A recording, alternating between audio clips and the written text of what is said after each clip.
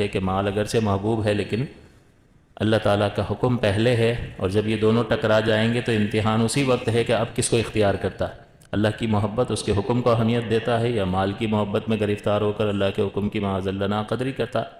اور پھر مال کی محبت جو ہے وہ اس طرح سے دل سے نکلتی ہے تو یہ باطنی پاکیزگی کا بھی سبب بنتا ہے اور معاشرے میں بہتری کا سبب بھی بنتا ہے۔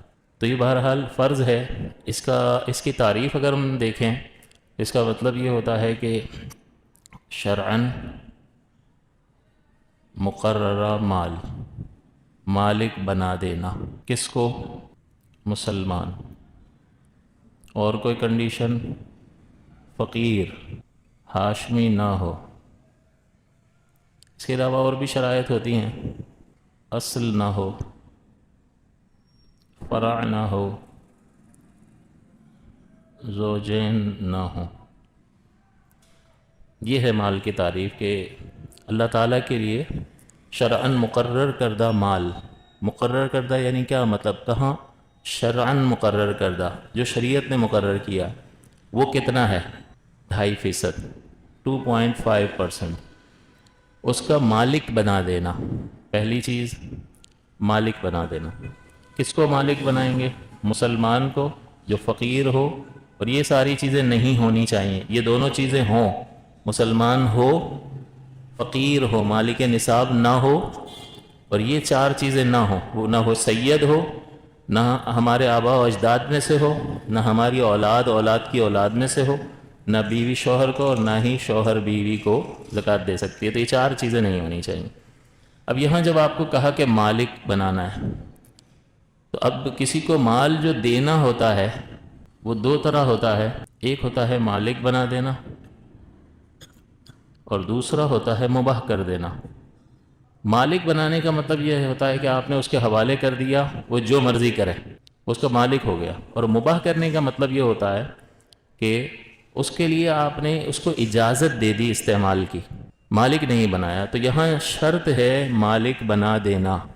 تو مالک بنائیں گے تو زکوٰۃ ادا ہوگی، مالک نہیں بنائیں گے، مباح کر دیں گے تو زکوٰۃ ادا نہیں ہوگی۔ مثال اس کی یہ ہے کہ آپ نے ایک دیگ پکائی بریانی کی اور بہت سارے فقیروں کو بلایا اور کھلانے بٹھا دیا، زکوٰۃ کی نیت کر لی۔ اب یہ جو آپ کا عمل ہے یہ مالک بنانا نہیں ہے بلکہ مباح کرنا ہے، کہ بس وہ کھانا جائز کر دیا، آپ نے اجازت دے دی، وہ وہاں سے لے کر نہیں جا سکتا۔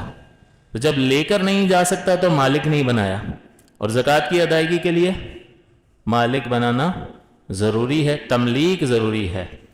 تو لہٰذا اس طرح سے زکوٰۃ ادا نہیں ہوگی۔ ہاں یوں کیا آپ نے کہ باکسز بنا دیے بریانی کے اور فقراء میں تقسیم کر دیے کہ بھئی یہاں کھانا ہے یہاں کھاؤ، لے جانا ہے لے جاؤ، تو یہ آپ نے مالک بنا دیا، اس سے زکوٰۃ ادا ہو جائے گی۔ اسی طرح ایک اور چیز ہوتی ہے منفعت، یہ مال کا مالک بنا رہے ہیں، مال کا مالک بنانا ہے، کیش ہو سکتا ہے اور دنیا جہاں کی چیزیں، اناج ہو سکتا ہے، کپڑا ہو سکتا ہے، جو بھی قیمتی شے ہو اس کو زکوٰۃ میں دے سکتے ہیں، وہ مال ہوتا ہے۔ تو مال کا آپ مالک بنائیں گے تو زکوٰۃ ادا ہوگی۔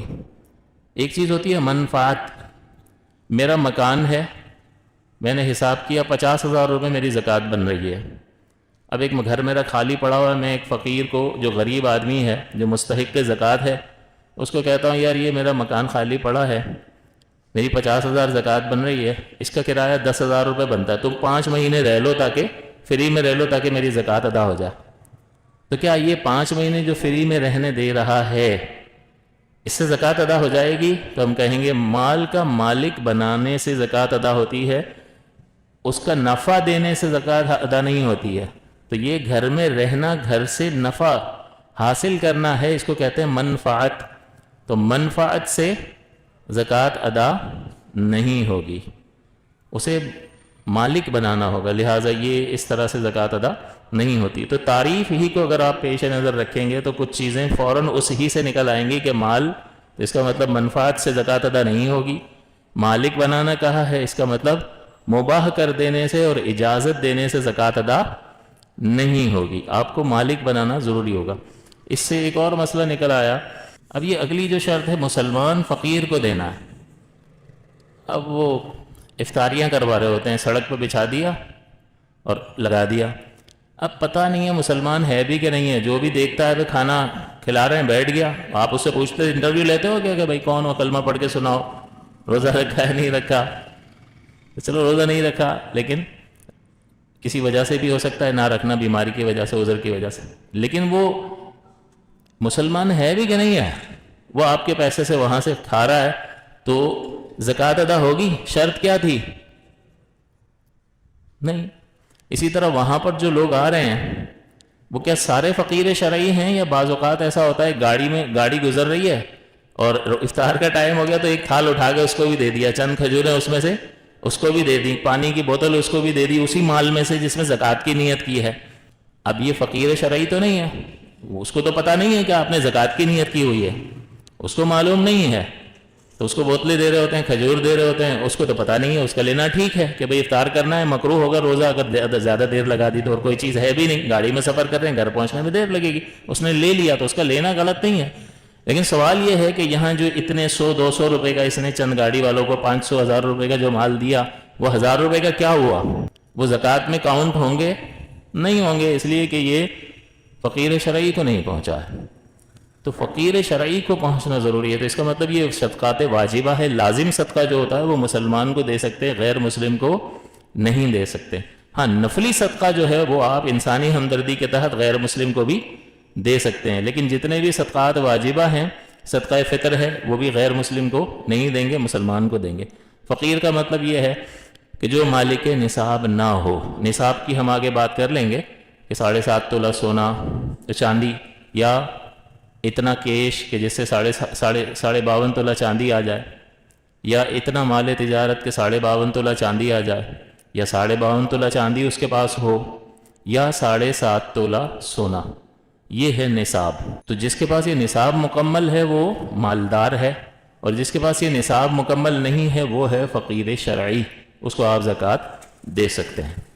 پھر یہ سید نہیں ہونا چاہیے, اور اصل یعنی اپنے باپ دادا پردادا, والدہ کو, نانی کو, دادی کو, اصل کو نہیں دے سکتے ہیں. جن کی ہم اولاد ہیں ان کو نہیں دے سکتے, جو ہماری اولاد میں سے ہیں ان کو بھی نہیں دے سکتے. لہذا اپنی اولاد, اولاد کی اولاد, نواسے نواسیاں, پوتے پوتیاں, آگے تک کسی کو بھی ہم زکوٰۃ نہیں دے سکتے ہیں. اسی طرح شوہر بیوی کو, اور بیوی شوہر کو زکوٰۃ نہیں دے سکتی. تو اس طرح سے تھوڑا سا یہ خاکہ ذہن میں بٹھا لیں کہ شرعاً مخصوص مال یعنی 2.5% مال کا مالک بنا دینا کس کو؟ جو مسلمان ہو, فقیر شرعی ہو, ہاشمی نہ ہو, دینے والے کی کہ آبا و اجداد میں اس کی اولاد میں نہ ہو, اور شوہر بیوی کو اور بیوی شوہر کو زکوٰۃ نہیں دے سکتی ہے.